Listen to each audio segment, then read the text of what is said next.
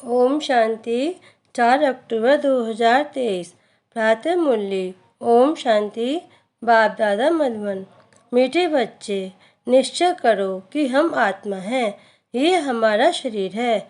इसमें साक्षात्कार की कोई बात नहीं।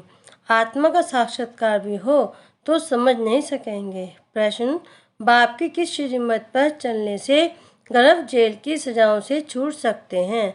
उत्तर: बाप की श्रीमत है, बच्चे नष्ट मुहा बनो, एक बाप दूसरा न कोई, तुम सिर्फ मुझे याद करो और कोई भी पाप कर्म न करो तो गर्भ जेल की सजाओं से छूट जाएंगे।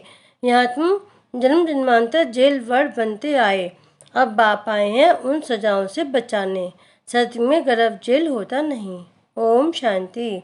रूहानी बाप रूहानी बच्चों को समझाते हैं आत्मा क्या है और उनका बाप परमात्मा कौन है।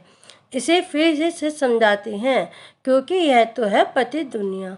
पतित हमेशा बेसमझ होते हैं, पावन दुनिया समझदार होती है। भारत पावन दुनिया अर्थात देवी देवताओं का राज्य था। इन लक्ष्मी नारायण का राज्य था। बड़े धनवान सुखी थे, परंतु भारतवासी इन बातों को समझते नहीं। बाप परमपिता अथवा रचता को ही नहीं जानते। मनुष्य ही जान सकते हैं, जानवर तो जानेंगे नहीं, ना याद भी करते हैं। हे परमपिता परमात्मा, वह फालौकिक फादर है। आत्मा याद करती है अपने परमपिता परमात्मा को।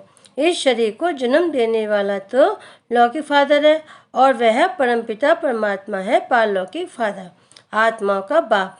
मनुष्य लक्ष्मी नारायण की पूजा करते हैं, समझते भी हैं ये सतयुग में थे और राम सीता त्रेता में थे। बाप आकर समझाते हैं, बच्चे तुम मुझे पारलौकिक बाप को जन्म जन्मांतर याद करते आए हो। गॉड फादर तो जरूर निराकार हुआ ना, हमारी आत्मा भी निराकार है ना, यह आकर साकार बनी है। ये थोड़ी सी बात भी कोई की बुद्धि में नहीं आती। वह तुम्हारा बेहद का बाप रचयिता है। पुकारते हैं तुम माता पिता, आपके हम बनते हैं तो हम स्वर्ग के मालिक बनते हैं, फिर आपको भूलने से नरक के मालिक बन जाते हैं। अभी वह बाप इन द्वारा बैठ समझाते हैं, मैं रचयिता हूँ, ये मेरी रचना है जिसका राज तुमको समझाता हूँ। ये भी समझ जाते हैं आत्मा को किसी ने देखा नहीं है, फिर क्यों कहते हैं हम आत्मा? ये तो समझते हैं ना, अहम आत्मा एक शरीर छोड़ दूसरा लेती है। महान आत्मा पुण्यात्मा कहते हैं ना। निश्चय करते हैं हम आत्मा है, ये हमारा शरीर है, विनाशी शरीर है, आत्मा विनाशी है, उस परमपिता परमात्मा की संतान है। कितनी सच बात है, परंतु अच्छे बुद्धिवान समझ नहीं सकते। माया ने बुद्धि को ताला लगा दिया है। तुमको अपनी आत्मा का ही साक्षात्कार नहीं होता है। आत्मा ही अनेक जन्म लेती है ना, हर जन्म में बाप बदलता जाता है। तुम अपने को आत्मा निश्चय क्यों नहीं करते हो? कहते हैं आत्मा का साक्षात्कार हो। अरे इतने जन्म कोई को बोला था क्या कि आत्मा का साक्षात्कार हो? कोई को आत्मा का साक्षात्कार होता भी है, परंतु समझ नहीं सकते। बाप को तुम जानते नहीं। बेहद के बाप बगैर आत्मा को परमात्मा का साक्षात्कार भी कोई करा नहीं सकता। कहते हैं हे भगवान, तो बाप हुआ ना, तुमको दो बाप हैं, एक तो है विनाशी शरीर को जन्म देने वाला विनाशी बाप, दूसरा है अविनाशी आत्मा का अविनाशी बाप। तुम गाते हो तुम माता पिता, उनको याद करते हो तो जरूर वह आया होगा ना। जगत अम्बा और जगत पिता बैठे हैं, राजयोग सीख रहे हैं। बैकुंठ में लक्ष्मी नारायण का राज्य था, वह भी भारत में थे ना।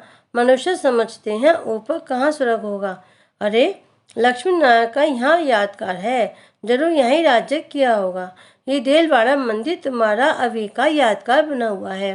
तुम राजयोगी हो, अधर कुमार कुमारियाँ सब यहाँ बैठे हो, उनका यादगार फिर भक्ति में बनता है।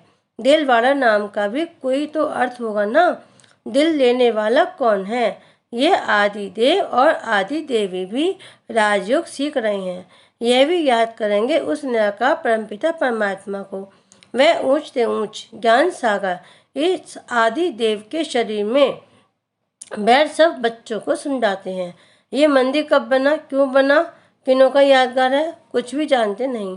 देवी आदि के कितने नाम लेते हैं, काली, दुर्गा, अन्नपूर्णा। अब सारे विश्व की अन्नपूर्णा कौन होगी? कौन सी देवियां अन्न की पूर्ति करती हैं तुम जानते हो? भारत स्वर्ग था, माँ तो अथाह वैभव रहते हैं, जबकि अभी 80-90 वर्ष पहले 10-12 आने मन अनाज मिलता था, तो उससे पहले कितनी सस्ताई होगी।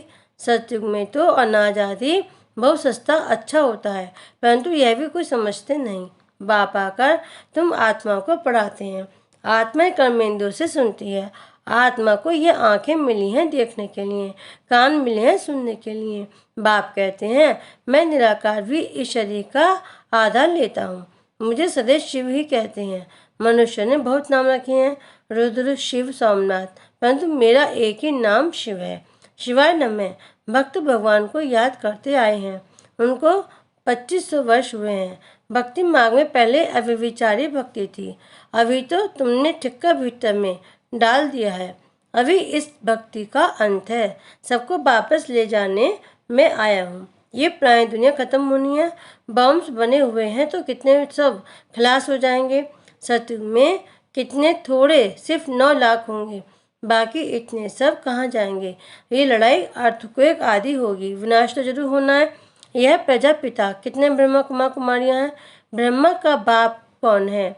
निराकार शिव, हम उनके पोते पोतरियाँ हैं। शिव बाबा से हम वर्षा लेते हैं तो उनको ही याद करना है, याद से ही पापों का बोझा उतरेगा। तुम जानते हो ये है ही विशेष पति दुनिया, सतयुग वायरलेस दुनिया, वहाँ विष विकार होता नहीं, कायदे अनुसार एक ही बच्चा होता है, कभी अकाली मृत्यु नहीं होती है ही मुसुकधाम। यहाँ तो कितना दुख है, परंतु ये बातें कोई भी जानते नहीं। गीता सुनाते हैं, श्रीमद् भगवत गीता भगवानुवाद। अच्छा भगवान कौन है? कह देते हैं श्री कृष्ण। अरे वह तो छोटा बच्चा है, वह कैसे राजयोग सिखलाएगा? उस समय पति दुनिया थोड़ी है, सदगति के लिए राजयोग सिखाने वाला तो यहाँ चाहिए। गीता में लिखा हुआ भी है, रुद्र गीता ज्ञान यज्ञ। श्री कृष्ण गीता ज्ञान यज्ञ तो है नहीं। ये ज्ञान यज्ञ कितने वर्षों से चलता आ रहा है, इनकी समाप्ति कब होगी? जब सारी सृष्टि में स्वाहा होगी।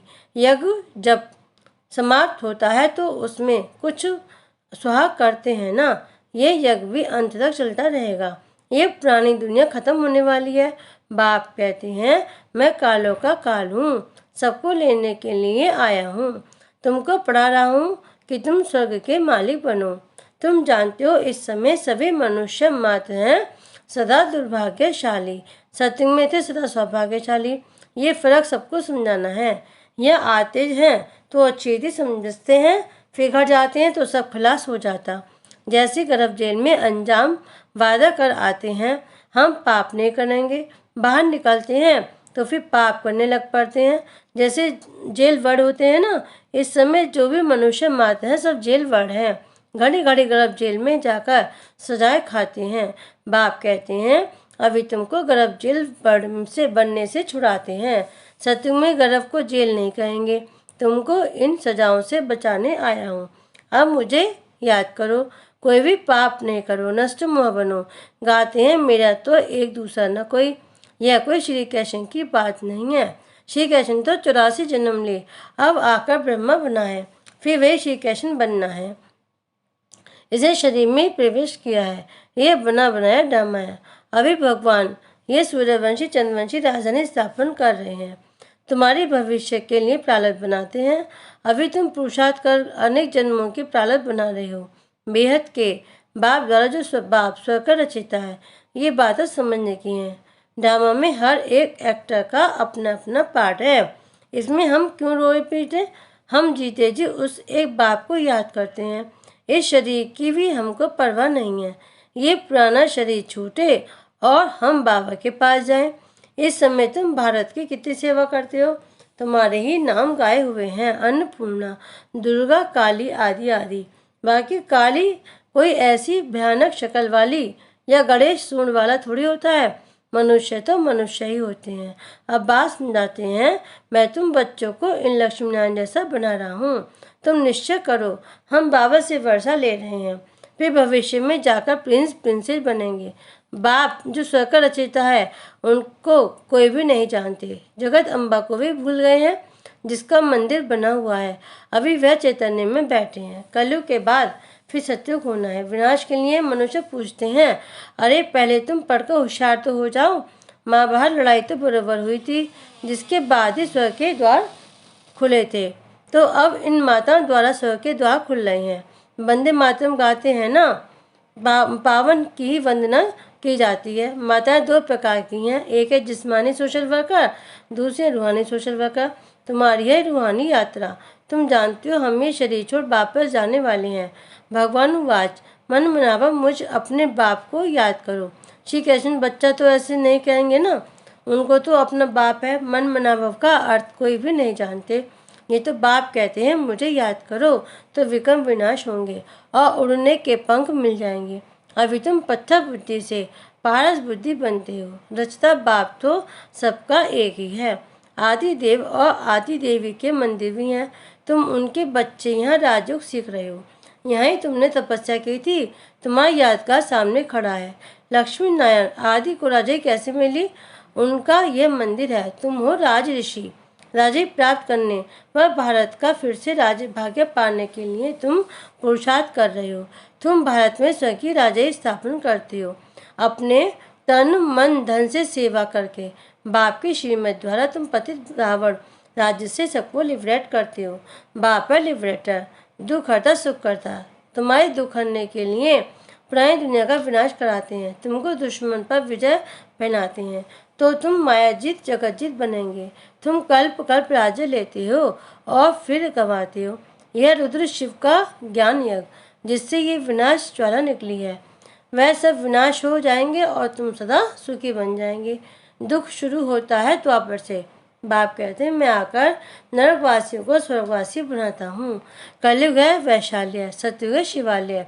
तुम बेहद के बाप से स्वर्ग के मालिक बनते हो, तो ये खुशी का पारा चढ़ना चाहिए ना। अच्छा, मीठे मीठे सिकिले बच्चों प्रति माता पिता बाप दादा का याद प्यार और गुड मॉर्निंग। रूहानी बाप की रूहानी बच्चों को नमस्ते। हम रूहानी बच्चों के रूहानी बाप दादा को याद प्यार गुड मॉर्निंग और नमस्ते नमस्ते नमस्ते। ओम शांति। धारणा के लिए मुख्य सार नंबर 1, जीते जी बाप को याद कर वर्षे का अधिकार लेना है। किसी की भी बात की परवाह नहीं करनी है। नंबर 2, श्रीमत पर अपने तन मन धन से भारत को स्वर्ग बनाने की सेवा करनी है और सबको रावण से लिबरेट होने की युक्ति बतानी है। वरदान, योग ज्वाला द्वारा विश्व के कीचड़े को भस्म करने वाले विश्व परिवर्तक भाव। योग ज्वाला अर्थात श्रेष्ठ संकल्पों की शक्ति। वे लगन की अग्नि द्वारा ही अपवित्रता रूपी कीचड़े को भस्म कर सकते हो। जैसे देवियों के यादगार में दिखाते हैं कि ज्वाला से आसुरी शक्तियों को खत्म कर दिया।